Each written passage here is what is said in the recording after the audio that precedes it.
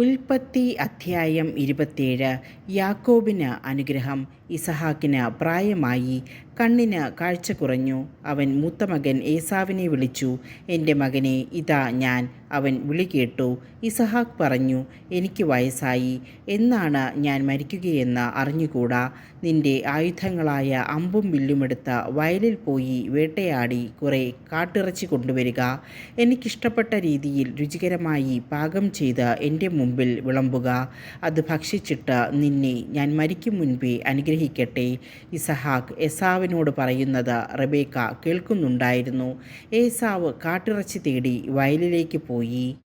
അപ്പോൾ അവൾ യാക്കോബിനോട് പറഞ്ഞു, നിന്റെ പിതാവ് നിന്റെ സഹോദരനായ ഏസാവിനോട് നായാട്ടിറച്ചി കൊണ്ടുവന്ന് രുചികരമായി പാകം ചെയ്ത് എൻ്റെ മുൻപിൽ വിളമ്പുക.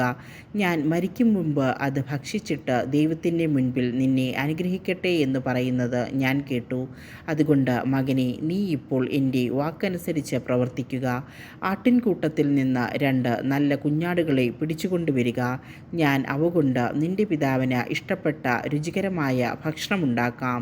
നീ അത് പിതാവിൻ്റെ അടുക്കൽ കൊണ്ടു ചെല്ലണം. അപ്പോൾ അദ്ദേഹം മരിക്കും മുമ്പ് അത് ഭക്ഷിച്ച് നിന്നെ അനുഗ്രഹിക്കും. യാക്കോബ് അമ്മ റിബേക്കായോട് പറഞ്ഞു, ഏസാവ് ശരീരമാകെ രോമമുള്ളവനാണ്, എന്നാൽ എൻ്റെ ദേഹം മിനുസമുള്ളതാണ്. പിതാവ് എന്നെ തൊട്ടുനോക്കുകയും ഞാൻ കബളിപ്പിക്കുകയാണെന്ന് മനസ്സിലാക്കുകയും ചെയ്താൽ അനുഗ്രഹത്തിന് പകരം ശാപമായിരിക്കില്ലേ എനിക്ക് ലഭിക്കുക? അവൻ്റെ അമ്മ പറഞ്ഞു, ആ ശാപം എൻ്റെ മേലായിരിക്കട്ടെ. മകനെ, ഞാൻ പറയുന്നത് കേൾക്കുക. പോയി അവ കൊണ്ടുവരിക. അവൻ പോയി അവയെ പിടിച്ച് അമ്മയുടെ മുൻപിൽ കൊണ്ടുവന്നു. അവൾ അവൻ്റെ പിതാവിന് ഇഷ്ടപ്പെട്ട രുചികരമായ ഭക്ഷണം തയ്യാറാക്കി.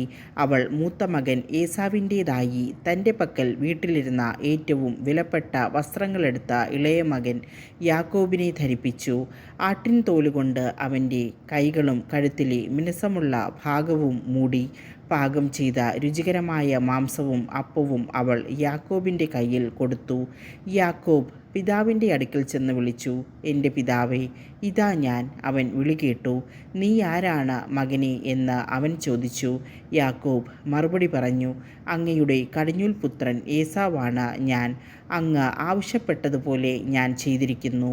എഴുന്നേറ്റ് എൻ്റെ നായാട്ടിറച്ചി ഭക്ഷിച്ച് എന്നെ അനുഗ്രഹിച്ചാലും.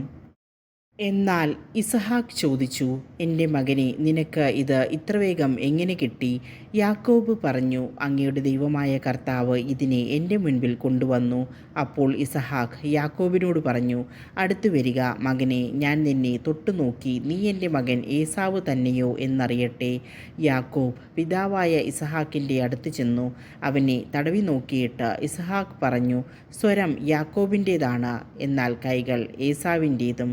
ഇസഹാക്ക് അവനെ തിരിച്ചറിഞ്ഞില്ല, കാരണം അവൻ്റെ കൈകൾ സഹോദരനായ ഏസാവിൻ്റെ കൈകൾ പോലെ രോമം നിറഞ്ഞതായിരുന്നു.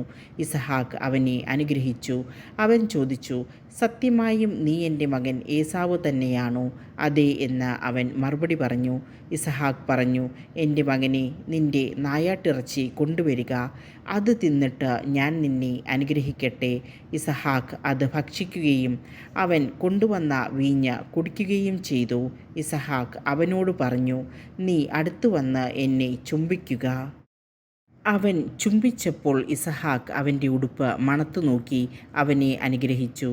കർത്താവ് കനിഞ്ഞ് അനുഗ്രഹിച്ച വയലിൻ്റെ മണമാട് എൻ്റെ മകൻ്റേത് എന്ന് അവൻ പറഞ്ഞു. ആകാശത്തിൻ്റെ മഞ്ഞും ഭൂമിയുടെ ഫലപുഷ്ടിയും ദൈവം നിനക്ക് നൽകട്ടെ. ധാന്യവും വീഞ്ഞും സമൃദ്ധമാവട്ടെ. ജനതകൾ നിനക്ക് സേവ ചെയ്യട്ടെ. രാജ്യങ്ങൾ നിൻ്റെ മുമ്പിൽ തലകുനിക്കട്ടെ. നിൻ്റെ സഹോദരർക്ക് നീ നാഥനായിരിക്കുക. നിൻ്റെ അമ്മയുടെ പുത്രന്മാർ നിൻ്റെ മുൻപിൽ തല കുനിക്കട്ടെ. നിന്നെ ശപിക്കുന്നവൻ ശബ്ദനും അനുഗ്രഹിക്കുന്നവൻ അനുഗ്രഹീതനുമാകട്ടെ. ഏസാവ് അനുഗ്രഹം യാചിക്കുന്നു. ഇസഹാക്ക് യാക്കോബിനെ അനുഗ്രഹിക്കുകയും യാക്കോബ് അവൻ്റെ മുൻപിൽ നിന്ന് പുറത്തു കടക്കുകയും ചെയ്തപ്പോൾ നായാട്ട് കഴിഞ്ഞ ഏസാവ് തിരിച്ചെത്തി. അവനും പിതാവിനിഷ്ടപ്പെട്ട ഭക്ഷണം തയ്യാറാക്കി പിതാവിൻ്റെ അടുക്കൽ കൊണ്ടുവന്നിട്ട് പറഞ്ഞു, പിതാവേ, എഴുന്നേറ്റ് അങ്ങയുടെ മകൻ്റെ നായാട്ടിറച്ചി ഭക്ഷിച്ച് എന്നെ അനുഗ്രഹിച്ചാലും. നീ ആരാണ്? ഇസഹാക്ക് ചോദിച്ചു. അവൻ പറഞ്ഞു, അങ്ങയുടെ കടിഞ്ഞൂൽ പുത്രൻ ഏസാവാണ് ഞാൻ. ഇസഹാക്ക് അത്യധികം പരിഭ്രമിച്ചു, വിറയ്ക്കാൻ തുടങ്ങി.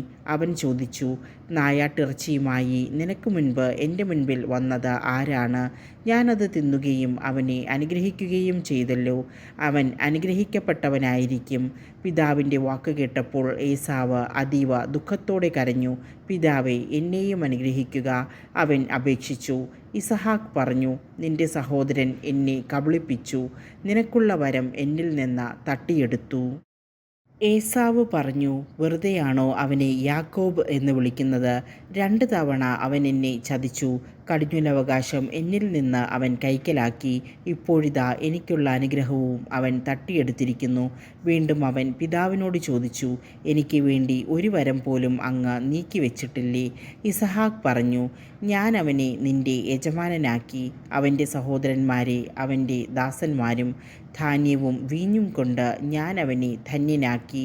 മകനെ, നിനക്ക് വേണ്ടി എന്താണ് എനിക്കിനി ചെയ്യാൻ കഴിയുക?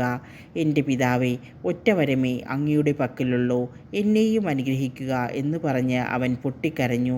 അപ്പോൾ ഇസഹാക്ക് പറഞ്ഞു, ആകാശത്തിൻ്റെ മഞ്ഞിൽ നിന്നും ഭൂമിയുടെ ഫലപുഷ്ടിയിൽ നിന്നും നീ അകന്നിരിക്കും. വാളുകൊണ്ട് നീ ജീവിക്കും. നിന്റെ സഹോദരന് നീ ദാസ്യവൃത്തി ചെയ്യും. എന്നാൽ സ്വതന്ത്രനാകുമ്പോൾ ആ നുകം നീ തകർത്ത് കളയും. യാക്കോബ് ലാബാൻ്റെ അടുക്കലേക്ക്. പിതാവ് യാക്കോബിന് നൽകിയ അനുഗ്രഹം മൂലം ഏസാവ് യാക്കോബിനെ വെറുത്തു. അവൻ ആത്മഗതം ചെയ്തു. പിതാവിനെപ്പറ്റി വിലപിക്കാനുള്ള ദിവസങ്ങൾ അടുത്തു വരുന്നുണ്ട്. അപ്പോൾ ഞാൻ അവനെ കൊല്ലും.